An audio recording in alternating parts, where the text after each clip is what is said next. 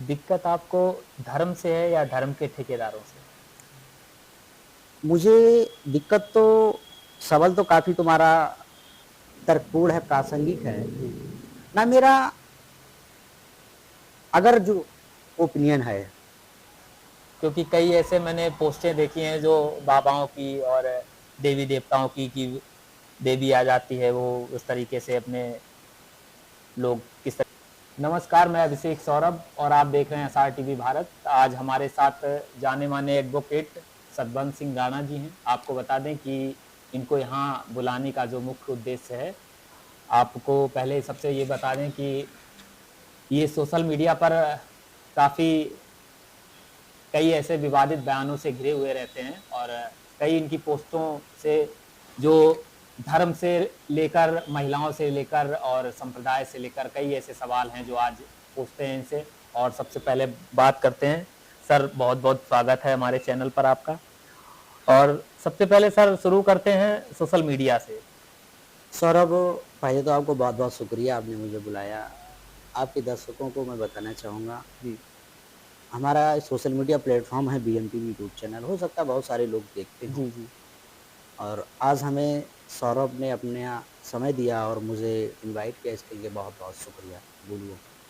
अच्छा, सबसे पहले सवाल हमारा ये है कि जो मैंने कई पोस्टें आपकी देखी हैं सोशल मीडिया पे, क्या कहते हैं, फ़ेसबुक पे और यूट्यूब वगैरह पे, धर्म को लेकर आप इतना मतलब परेशान क्यों दिखते हैं? सौरभ, यहाँ इंडिविजुअली मेरा मामला नहीं है कि मैं धर्म से परेशान हूँ। जी। धर्म मुझसे परेशान है। किस तरीके से? क्योंकि जो धर्म का कंसेप्ट है, इंडियन कॉन्स्टिट्यूशन में डॉक्टर बाबा साहब अम्बेडकर ने धर्म की स्वतंत्रता के बारे में उसके बारे में लिखा हुआ है, जी। जानकारी दी है। डॉक्टर बाबा साहब अम्बेडकर ने फंडामेंटल राइट में धर्म की आज़ादी है, लेकिन बाबा साहब अम्बेडकर ने धर्म की परिभाषा नहीं लिखी कॉन्स्टिट्यूशन में। कॉन्स्टिट्यूशन के किसी भी आर्टिकल में धर्म की परिभाषा नहीं है। जी। डॉक्टर बाबा साहब अम्बेडकर की किताब है क्रांति तक एवं प्रतिक्रांति, रिवोल्यूशन इनकाउंटर नाम की किताब डॉक्टर बाबा साहब अम्बेडकर ने लिखी। डॉक्टर बाबा साहब अम्बेडकर को जिसको आम भाषा में प्रैक्टिकली में एक्सरसाइज में धर्म कहा जाता है, हिंदू धर्म, जी। जिसको सनातन धर्म वर्तमान में कहा जा रहा है। हिंदू धर्म के बारे में डॉक्टर बाबा साहब अम्बेडकर का ओपिनियन है कि ये हिंदू धर्म नहीं है, ये ब्राह्मण धर्म है। जो ब्राह्मण धर्म वर्ण और जाति व्यवस्था पे खड़ा हुआ है, गैर बराबरी पे खड़ा है, भेदभाव पे खड़ा है, ऊंच नीच पे खड़ा हुआ है। जो धर्म भेदभाव गैर बराबरी व्यवस्था पर खड़ा है, वो धर्म कैसे हो सकता है? जी। धर्म की परिभाषा होती है धम्म। धर्म का मतलब बाबा साहब अम्बेडकर ने सिद्धांत दिया है, परिभाषा दी है कि इंसान इंसान के साथ कैसा भेदभाव करे, ये धर्म निर्धारित करता है। जी। कैसी करे, भाईचारा का होना चाहिए, जस्टिस का होना चाहिए, न्याय का होना चाहिए, बराबरी का होना चाहिए, गैर बराबरी का नहीं होना चाहिए। ये धर्म है। और जो धर्म का सिद्धांत ही गैर बराबरी पर, भेदभाव पर खड़ा है, और खुद ही ब्राह्मणवादियों ने अपना शास्त्रों में लिखा है कि मैं ही भगवान हूं। शास्त्र कहते हैं, शास्त्रों में खुद उन्होंने ये लिखा है कि देवाधीनम जगत सर्वम मंत्राधीनम चा देवता ते मंत्रा ब्राह्मणाधीनम तस्मत् ब्राह्मण। शास्त्र कहते हैं ब्राह्मण पुराण के आधार पे कि सारी दुनिया देवताओं ने बनाई है। देवता मंत्रों के अधीन है, मंत्र ब्राह्मण के अधीन है, और ब्राह्मण ही देवता है। जब इसमें ब्राह्मण ही देवता है, ब्राह्मणों ने सारे धर्म शास्त्र लिखे, तो धर्म कैसे हो सकता है? तो एक षड्यंत्र है, और यहाँ के एससी एसटी ओबीसी बैकवर्ड लोगों को षड्यंत्र पूर्वक एक जाल में फंसाया गया, रिलीजन के जाल में। भय, भक्ति, भ्रम, अलग अलग तरह से देवी देवताओं का काल्पनिक तौर पर निर्माण किया गया, अलग अलग कहानियां डेवलपमेंट की गई, चाहे महाभारत हो चाहे गीता हो, ये सारी काल्पनिक कहानियां डेवलप करके, और यहाँ के बैकवर्ड लोग और यहाँ के शेड्यूल कास्ट ओबीसी के साथ और यहाँ के अछूतों के साथ में जो भेदभाव किया गया, उसको छुपाने के लिए एक धर्म का निर्माण किया। मैं किसी धर्म का विरोधी नहीं हूं, मैं जो असमानता पाखंड विश्वास पर खड़ी विचारधारा, मैं उसका विरोधी हूं। दिक्कत आपको धर्म से है या धर्म के ठेकेदारों से? मुझे दिक्कत तो सवाल तो काफी तुम्हारा तर्कपूर्ण है, प्रासंगिक है। जी। ना मेरा अगर जो ओपिनियन है, क्योंकि कई ऐसे मैंने पोस्टें देखी हैं जो बाबाओं की और देवी-देवताओं की कि देवी आ जाती है, वो उस तरीके से अपने लोग किस तरीके से देवी देवताओं को उतरवा रहे हैं और वो हाँ, बहुत चुड़ैल मेरा वाला। असल में ना मैं धर्म विरोधी हूँ, मैं एक तर्कवादी और जिज्ञासावान व्यक्ति हूँ। जी, अगर कोई धर्म किसी की जिज्ञासा मार देता हो तो वो धर्म नहीं हो सकता, चाहे इस्लाम हो, चाहे बुद्धिस्ट हो, चाहे ब्राह्मण धर्म हो, चाहे ईसाई हो। और सारे धर्म का कंसेप्ट है लोगों की जिज्ञासा मार दो। जी, जिस समय इंसान के अंदर जिज्ञासा मर जाती फिर वो इंसान नहीं है, फिर वो धर्म की शरण में जाता है, पाखंड विश्वास को फॉलो करता है, बाबाओं को फॉलो करता है, जिंदाबाद मुर्दाबाद लगाता है, ब्रह्म भक्ति में फंस जाता है, आडंबर में फंस जाता है, पाखंड में। मैं पाखंडवादी विचारधारा का विरोधी हूँ, मैं किसी धर्म का विरोधी नहीं हूँ। और जो धर्म पाखंड पे खड़ा है तो धर्म को तो लोगों को, ठेकेदारों को दिक्कत होगी। मेरे टारगेट में सारे धर्म रहते, मैं नहीं कह रहा हूँ कि मैं सारी वो विचारधारा रहती जो मानवतावादी तर्कवादी विचार वर्तमान वैज्ञानिक दृष्टिकोण से तार्किक नहीं है और तर्क की कसौटी में जो चीजें टिक नहीं रही हैं, मैं उसका विरोधी हूँ। हम उसको खुला विरोध करते हैं। देश में धर्म और राजनीति को किस तरीके से जोड़ा गया?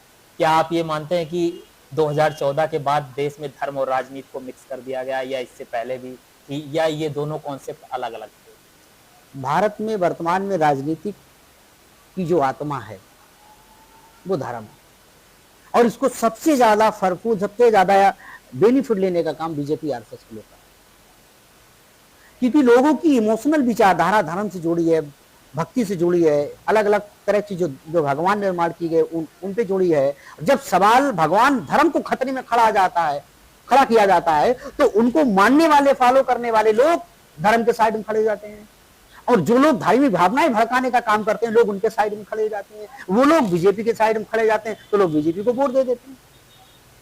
तो ये वर्तमान में राजनीति का जो चलन है वो धर्म के आधार पर किया जा रहा है, और जिन लोगों को धर्म से फायदा हो रहा है वो लोग धार्मिक व्यवस्था को नहीं बदल सकते, क्योंकि उन्हें राजनीति में फायदा है, सामाजिक व्यवस्था में। क्योंकि ब्राह्मणवादी व्यवस्था है जो वर्तमान में आरएसएस चल रहा है, वो कोई हिंदू का संगठन नहीं, वो ब्राह्मणवादियों का संगठन है।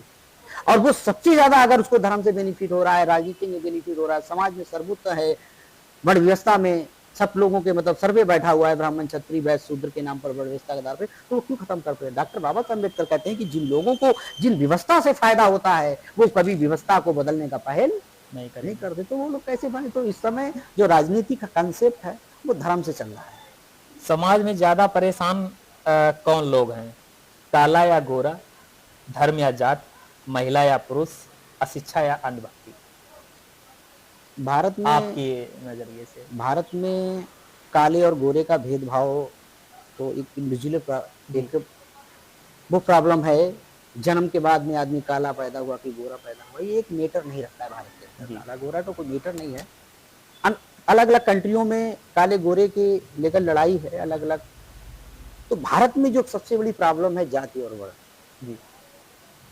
जाति और वर्ण को लेकर भारत में जो डॉक्टर बाबा साहब अम्बेडकर का मत है, ज्योतिबा फूले का अलग मत है, साहू जी महाराज का अलग मत है, पेरियार का अलग मत है, बहुत सारे जो खासकर भारत के अंदर जो बुद्धिजीवी लोग हुए उन लोगों का एक अपना अलग अलग इसको लेके मत है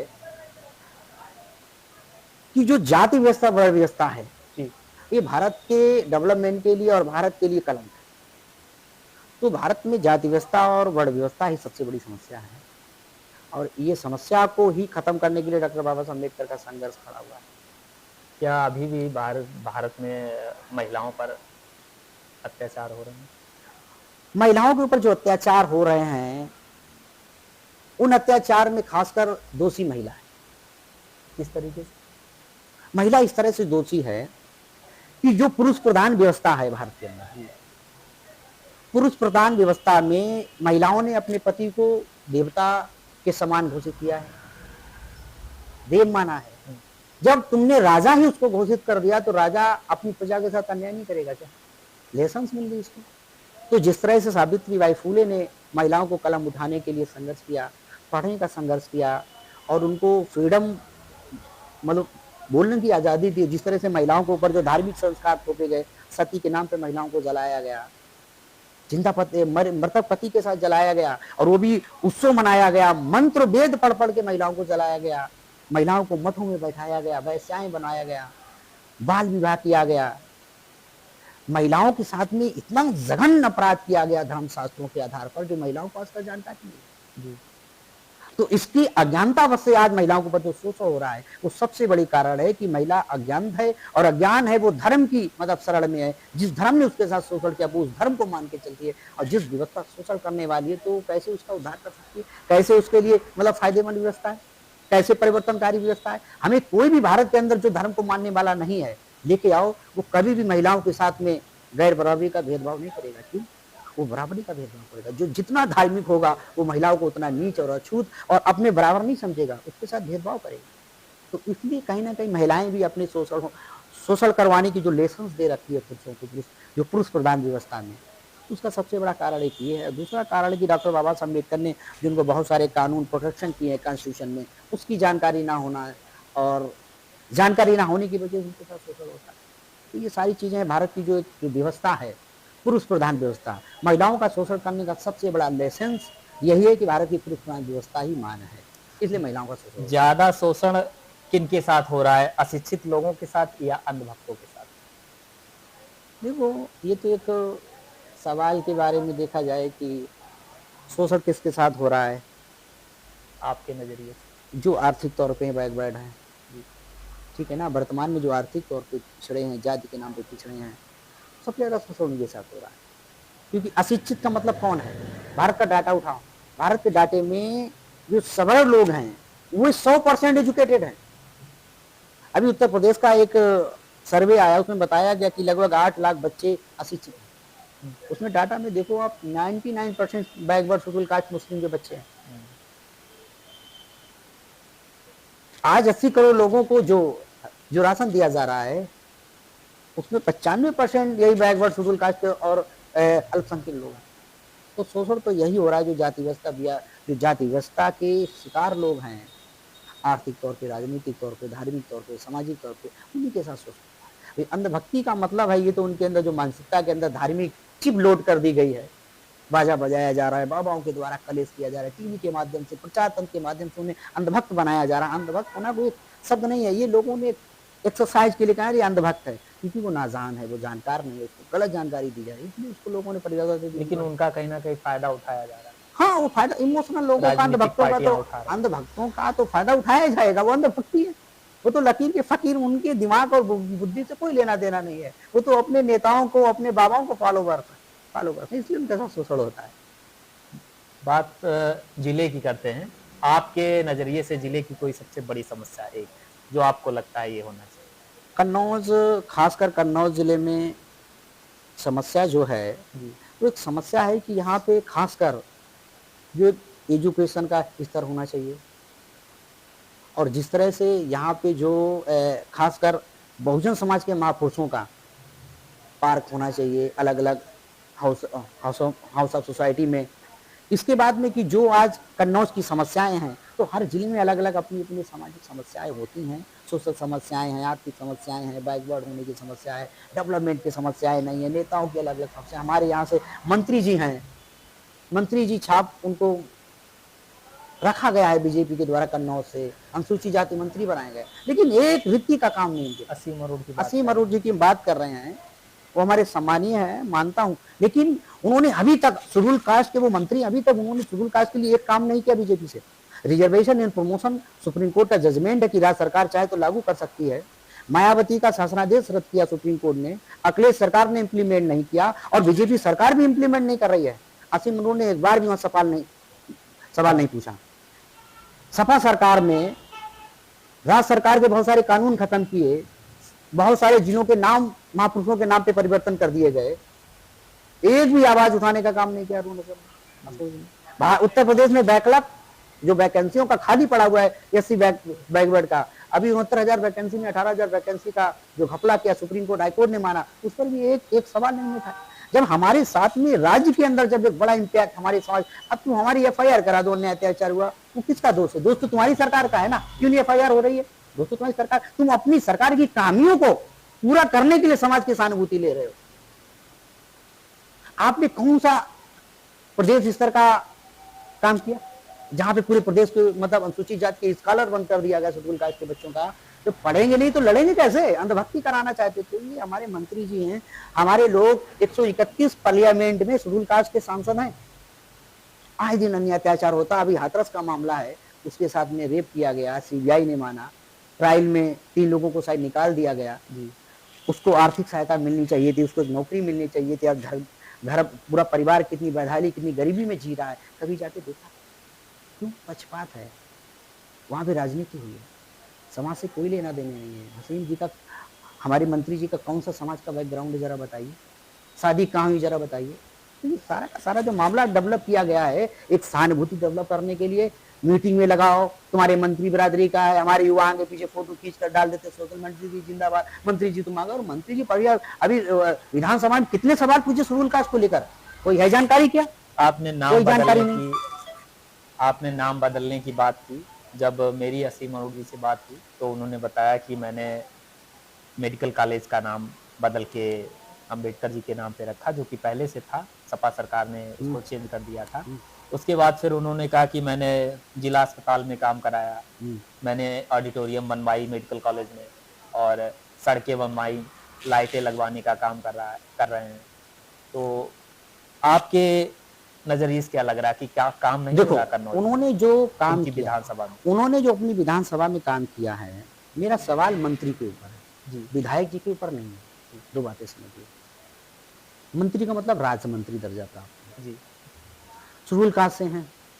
शेड्यूल कास्ट में जो उत्तर प्रदेश में रिजर्वेशन प्रमोशन का सबसे सीरियस मैटर है, ये फंडामेंटल राइट, अफसर की समानता, ये फंडामेंटल राइट है, मौलिक अधिकार है शेड्यूल कास्ट के लिए, बैकवर्ड के लिए भी है। क्या वहां पे कोई बातचीत की नहीं?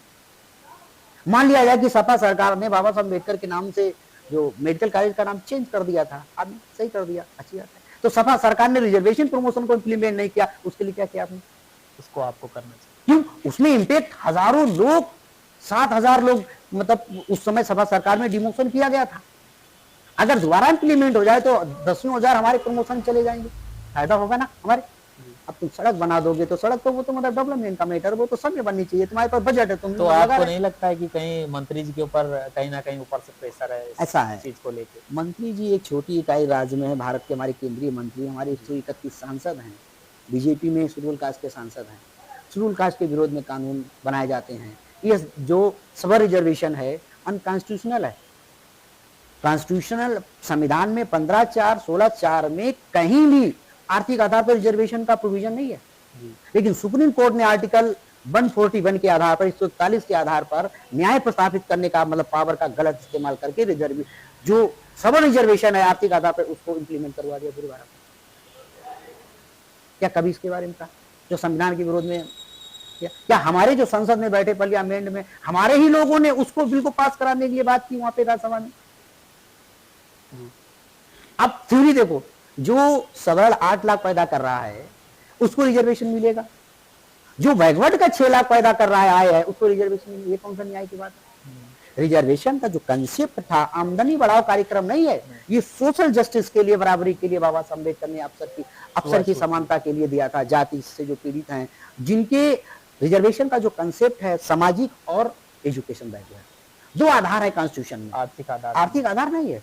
आर्थिक आधार पर बहुत सारे सुप्रीम कोर्ट के अलग अलग जजमेंट हैं। धर्म, अभी रिसेंटली सुप्रीम कोर्ट ने कहा कि रिलीजन्स के आधार पर आरक्षण नहीं हो सकता है, डिनाई कर दिया। तो आर्थिक आधार पे भी रिजर्वेशन नहीं हो सकता, डिनाई कर दिया, मतलब होना, क्योंकि सुप्रीम कोर्ट चंद्रचूड़ का ये शायद उस समय की सहमति का जो मामला चीफ जस्टिस थे, सारा का सारा, क्योंकि न्यायपालिका में कितने हमारे लोग हैं जज, जरा बताओ अभी तक कितने चीफ जस्टिस शेड्यूल कास्ट के बने, जरा बताओ।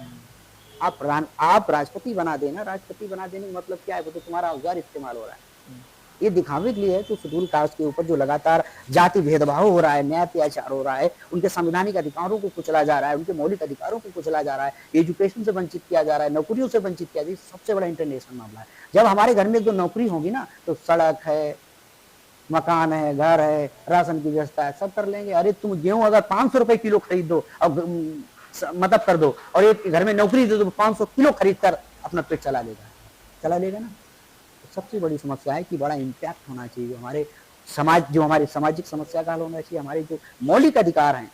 बाबा साहब अम्बेडकर ने कॉन्स्टिट्यूशन में 69 आर्टिकल में यहाँ की SC ST OBC को अधिकार दिए, इम्प्लीमेंट नहीं है। तो ये हमारे मंत्री, हमारे नेताओं की हालत खराब है। बाबा साहब अम्बेडकर कहते हैं, बाबा साहब अम्बेडकर कहते हैं कि वर्तमान में जो हमारे नेता है, बाबा मैं नहीं, बाबा साहब अम्बेडकर कहा है, मैं कोट कर रहा हूँ, बाबा साहब अम्बेडकर ने कहा कि हमारे समाज में शासक लोग नेता के तौर पे दलाल और भड़वा पैदा करते हैं। एजेंट इस्तेमाल किया इंग्लिश में शब्द, लेकिन एजेंट का अगर हम मध्यस्थ, अगर देसी भाषा में इस्तेमाल करें मध्यस्थ, तो क्या बोलते हैं? दलाल या भड़वा, जी। बिचौलिया। ये बाबा साहब अम्बेडकर का शब्द है। अच्छा, वापस शहर पर आते हैं लौट के। कन्नौज का कोई ऐसा एक पसंदीदा नेता जो आपको लगता हो? कन्नौज का तो मेरी तो रीडिंग में अभी तक कोई पसंदीदा युवा और नेता नहीं है जो जिसका एक इम्पैक्ट रहा हो समाज के लिए कुछ करने के लिए। मेरी अभी तक शायद इस तरह की कोई मतलब रीडिंग में ऐसे विकल्प नहीं। नेताओं को क्या, नेताओं को पहली बात मैं नेताओं से मुझे बहुत शब्द से ही मतलब घृणा हो गई। नेता का मतलब क्या होता है? सत्ता में आएगा, अपने जो मतलब फॉलोवर उनका फायदा आर्थिक करेगा, समाज से उसे क्या लेना देना है? नेता का मतलब तो यही होता है ना। कोई राजनेता देश में जो आपको पसंद हाँ, हो? राजनेता के बारे में अगर बातचीत किया जाए, जी। अगर हम कांसीराम के समय की बात करें तो हम कांसीराम को फॉलो करते हैं। जी। अगर वर्तमान में नेता के बारे में अगर देखा जाए तो मेरे लिए फर्स्ट अगर चॉइस है तो मायावती जी, बहुजन समाज में। भले भी उनका मूवमेंट इस समय एक क्रिटिकल प्रॉब्लम में है, रेस में नहीं है, गलतियां हुई है, मनमर कांसीराम की विचारधारा को छोड़ देना, मनमर कांसीराम की विचारधारा को साइड में कर देना, उसकी वजह से जो हालत खराब है, मूवमेंट में सुधार किया जा सकता है। तो मेरी पहली पसंद मायावती। ऐसी क्या गलतियां रही? आने वाले 27 में चुनाव भी हैं। अब आने वाले समय में कभी ये मायावती को लेकर एक बड़ा डिस्कस हो सकता है, मेटर को लेकर फिर कभी डिस्कस करते हैं कि क्या जो संगठन, जो विचारधारा आज बैक हुई है, जो खासकर जो बहुजन समाज का जो शेड्यूल कास्ट का बोर्ड था वो आज क्यों छिटक गया, इधर उधर चला गया, उसके बहुत सारे जमीनी स्तर के कारण है, रीजन है। ये बड़ा डिस्कस का मामला है, कभी इसके बारे में डिस्कस करते हैं। लेकिन अभी पहली प्राथमिकता मेरे लिए मायावती जी हैं। अगर कोई कहे चंद्रशेखर, मेरे लिए अभी चंद्रशेखर प्राथमिकता नहीं। वो चीजें चंद्रशेखर आजाद में हैं या नहीं? देखो, वो हमारे सेकंड लीडरशिप है। चंद्रशेखर आजाद हो या और भी बहुत सारे बहुजन युवा लीडर हैं, वो सेकंड लीडरशिप है। अभी हमारी फर्स्ट लीडरशिप है ना, तो अभी हमें उस पर ही मतलब भरोसा हमारे लोगों को जताना, हमें खासकर युवाओं को इमोशनल जिंदाबाद मुर्दाबाद। और एक क्या है कि हम शेड्यूल कास्ट पर कोई भेदभाव हुआ और तुमने 100 लोगों जाके FIR करवा दी, अब तुम समाज को नहीं, मैंने FIR करवाई, मुझे ही वोट दो।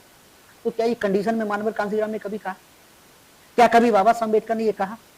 नहीं कहा। तो ये कंडीशन अगर रखकर तुम समाज की आवाज उठा रहे हो, हम ही को वोट दो, तो ये कंडीशन प्रॉमिस, गलत प्रॉमिस कर रहे हो। समाज को स्वतः इसके बारे में सोचने दो, डिसाइड करने दो कि सही गलत कौन है। आपको नहीं लगता कि मायावती की जगह सेकंड ऑप्शन तैयार हो रहे हैं चंद्रशेखर आजाद? अभी कुछ कहा नहीं जा सकता चंद्रशेखर आजाद भाई के बारे में, क्योंकि मैं भविष्य को लेकर कल क्या होता है इसके बारे में मुझे नहीं जानकारी है। आगे क्या होगा, 27 में क्या होगा, इसके बारे में हम सिर्फ एक कल्पना कर सकते हैं, अपना एक ऑब्जेक्टिव, अपना एक कहा जाए कि अपना कंक्लूजन बता सकते हैं कि ये हो सकता है, लेकिन क्या हो सकता है परिस्थिति। अब भविष्य